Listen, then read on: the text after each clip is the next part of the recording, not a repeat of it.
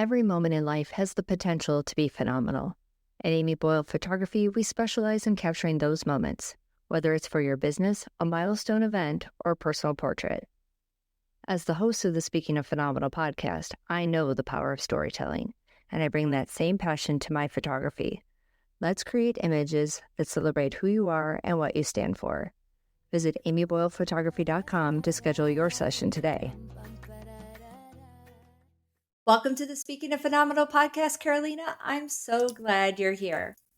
Thank you, Amy. Thank you so much for having me.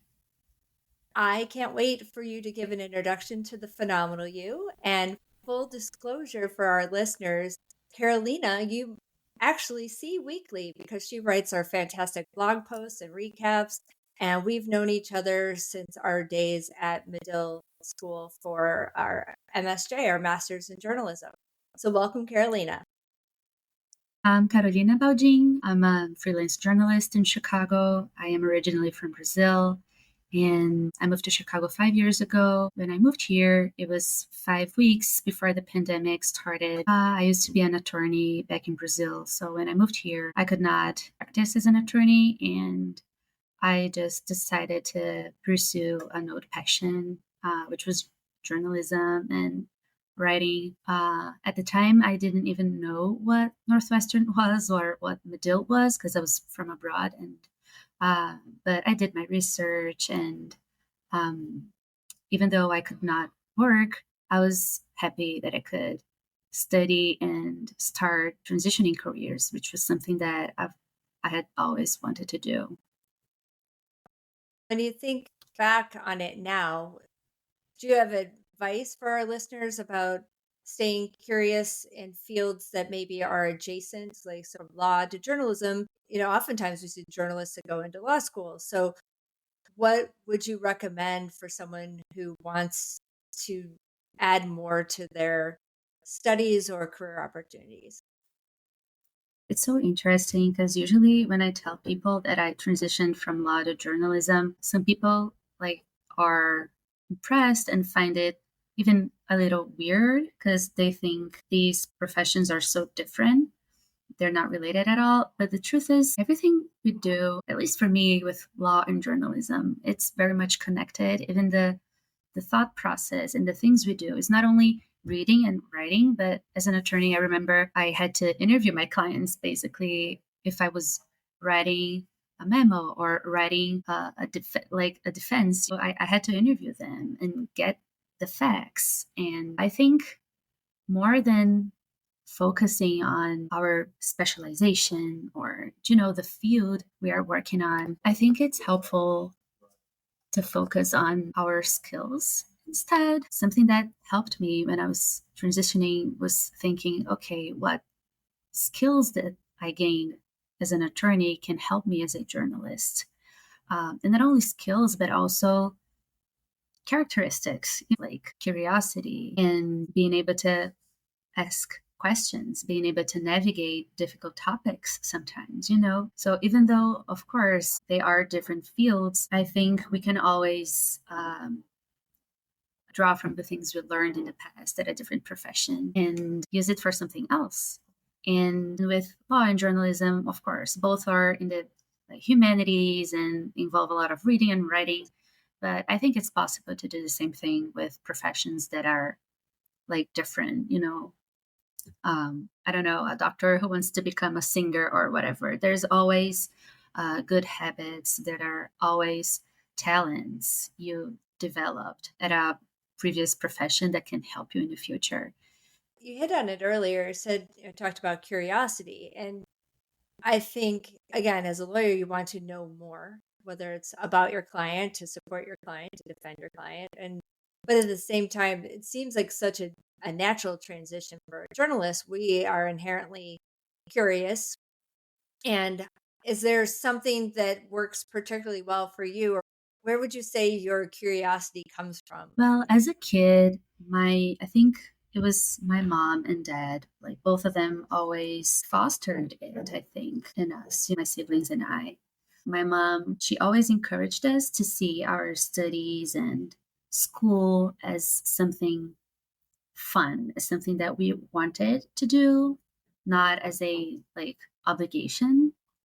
So from a very young age, I remember enjoying being there. And of course, I think the school she ended up choosing helped us in this sense because there was a lot of green areas and we would go outside to learn how to do math. And so I have very like few memories of me inside of a classroom. My mom taught me how to see education as something that was helping me and not necessarily as a duty, something that I had to do. So I think that's how it started. My mom and dad really making us see that this is important and this can be fun. It doesn't have to be something that like is making you suffer or something that is just going to make you succeed. It's just being curious about the world, how things work. Um, and then, of course, growing up, it's not only about the world and how things work, but also being curious. And I start getting curious about why people make the choices they make, why they behave like that, and how it can impact society. And I think for a reporter, for a journalist, that's very important. And that brings us to your recent article with Block Club Chicago, talking about Pilsen's a neighborhood of Chicago and the gentrification that's going on there. Could you talk a little bit more about how your curiosity for the neighborhood, the story, and where all that came from for you and what that experience was to report? I was very familiar with the neighborhood at the time, and I started reporting on this story for a class. Actually, I was still at Medill, and my instructor at the time, we were talking about different things, different ideas. I was curious about what was happening in the neighborhood because, again, being from Brazil, and I was not familiar with all neighborhoods in Chicago and what was going on in each of them, and specifically in Pilsen. But I heard of it, and I was again curious about it because I know how gentrification is in Pilsen is actually making longtime residents leave the neighborhood. And at the same time, I noticed that the neighborhood was also a little safer. I was curious about these dynamics, right? And so I started reading more about it, reaching out to professors from UIC and other universities in Chicago to try to understand, what was going on and how it was affecting the people living there and the people who left. And I talked to business owners. I talked to landlords in Pilsen. I talked to a former tenant who left Pilsen because her rent up drastically. It was good to talk to these people and understand the history behind what was going on. It's something that started not right now, like back in the 70s, like there were things going on. The characters, the people I interviewed, it was really it was good to understand why they were making the choices they were making, right? Why this landlord decided not to charge a lot of money, why he decided to keep his rents down and help his tenants. And it was a good opportunity also to learn how to approach a source who are their people, right? I have an instructor, actually, the instructor who advised me for this piece at the very beginning. He says that they don't like to call sources. He just says he says people because they're people, right? With backgrounds, with struggles, with nuances. So it was a good opportunity to get to know those people and to try to portray them uh, in an accurate and fair way. I'll make sure that I link the article to the podcast today because, like, the person, Lionel, who was one of your sources, uh, what a what a beautiful character study to talk about his why. Was there anything when you spent time with him in particular that just surprised you, delighted you? What was it like to be with him to learn about his role as a quote, mom and pop landlord? I appreciated how Lionel was straightforward and just transparent about what he was doing. And I also appreciate how he uh, trusted me. I was a young journalist. I was starting my career as a journalist. I was still in school, so I was transitioning from law to journalism. I didn't even have, a publication at the time. I pitched the story to a few outlets, and then Block Club ended up accepting it. But at the time when I approached him, I was only a student with an idea, and I really admire how he was generous with his time, and not only his time but his life. He just told me about his childhood in Pilsen and heart of Italy, then Lincoln Park. He just shared with me his life story, and I was just impressed at how people can be generous and open when you approach them with curiosity, and when you want to talk about something that matters to them too, what matters to his neighborhood where he grew up and lived most of his adult life. As an early career journalist, now that you've completed Medill and you've had the opportunity to work on quite a few different stories and a couple really amazing outlets, what was the experience like writing for Pointer and about giving practical tips about being an early career journalist from your own perspective, but also maybe the top handful of things that someone who wants to get into pitching stories should know?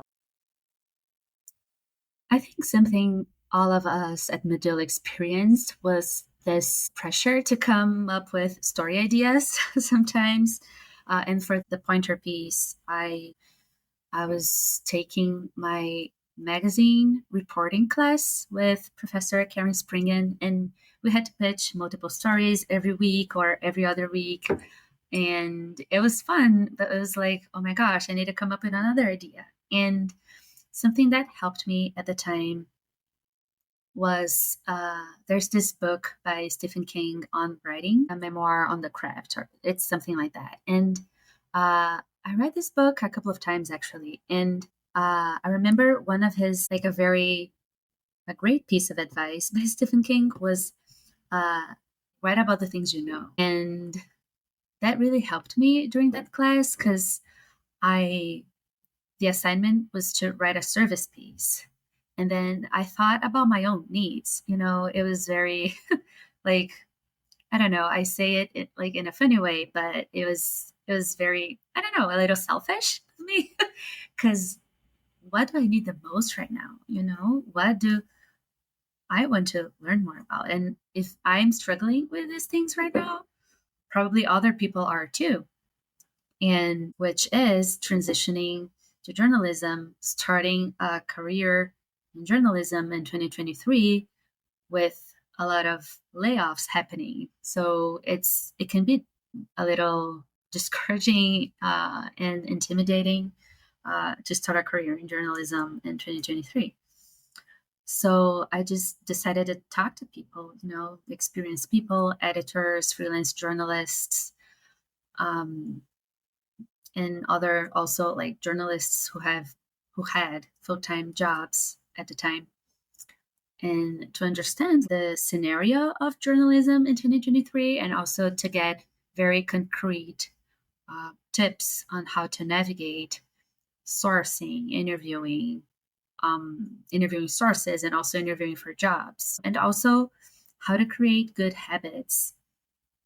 Because I remember in one of your first questions, and I forgot to say this, but uh, in transitioning to another career, to a different career, I think it's so important to have habits like things that you do every day. So I would read a piece when I was transitioning, even before joining Medill. I would interview my friends and write. They were just being nice to me, but there not mock interviews, but I was talking to people and try to imitate what I was reading at the New Yorker, for example. I did that every day. I had free time and I was like, okay, I'm going to write. I don't have an editor. I don't have like my husband was reading my stuff, but um so I always try to develop these habits.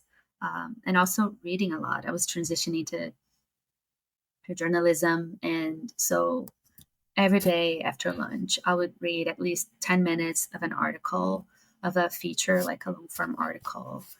And then after a week, I would have completed an article. And then I'll start all over again. I'll pick another one.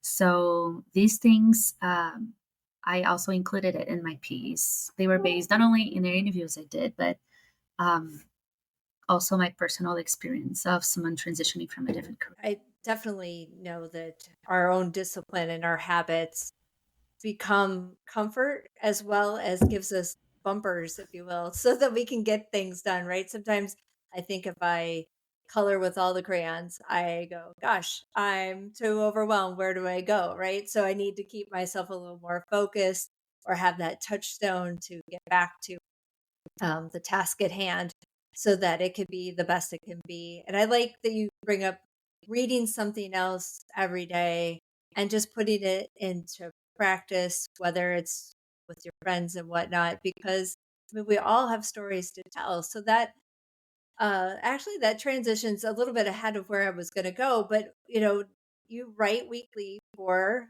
Speaking of Phenomenal podcast. What has that experience been like for you, and what kind of stories are you the most excited to retell?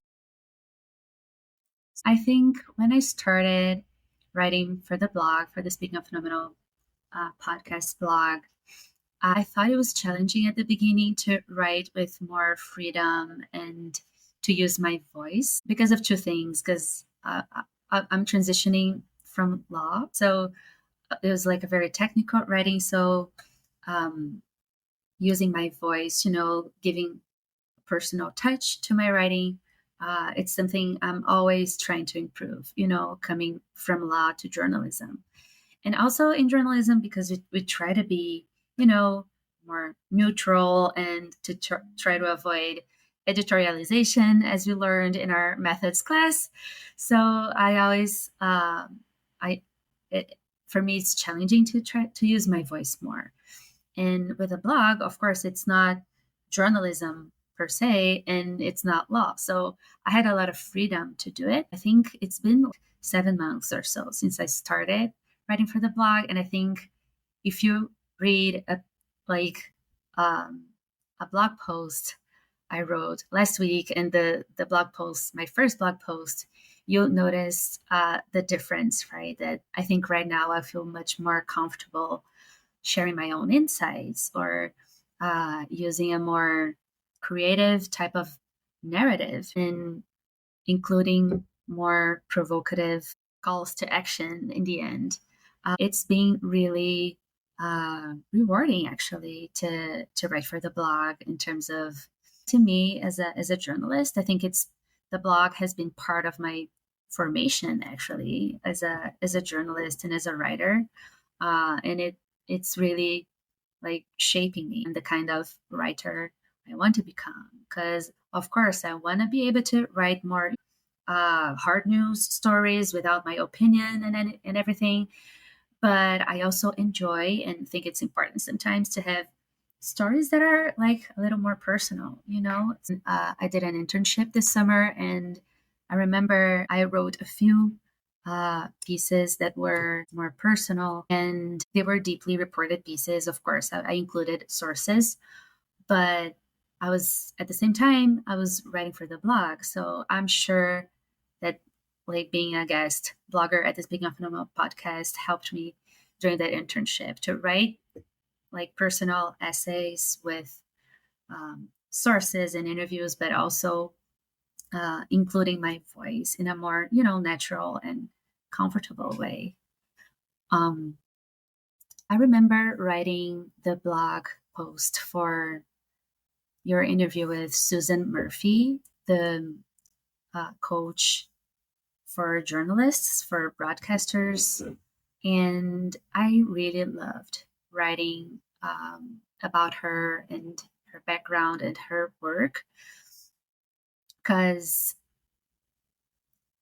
I feel that I connected with her because as an attorney and as a journalist as well, of course, the content is very important, but I've always also valued the form, um, like through which we transmit our content. And even during conversations, even during discussions with family members, my husband, or whatever, sometimes we say things that are um, true, that are important, things that matter. But how we say it matters too, so we can hurt people, we can people down, or we can uplift them, or we can, and even during a discussion, we can always, we can convince, or we can say something with less confidence and create insecurity in the other person, make the other person feel insecure. So the form to me was always so important. Not the content isn't, but so listening to her, it was like, oh my gosh, like someone understands me. Because sometimes, I don't know, I feel like um, maybe I value the form too much, maybe I'm being too demanding about how things should be said, should be written, or whatever. And then listening to her and also to her anecdotes and stories about, like how you say something really matters. You can change someone else's life, by being mindful of how you say something, how you write something. I think this was one of the posts that I wrote the post with um, a lot of passion. And I was so excited about that episode. Yeah, Susan had so much to offer just in stopping to breathe, giving ourselves natural pauses because our brains go so fast when we're responding, and how not to just be reactive but intentional.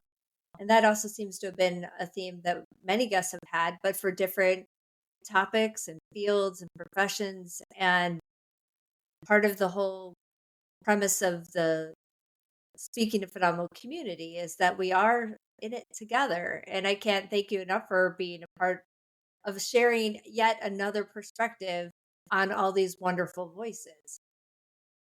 Thank you, Amy. Thank you so much.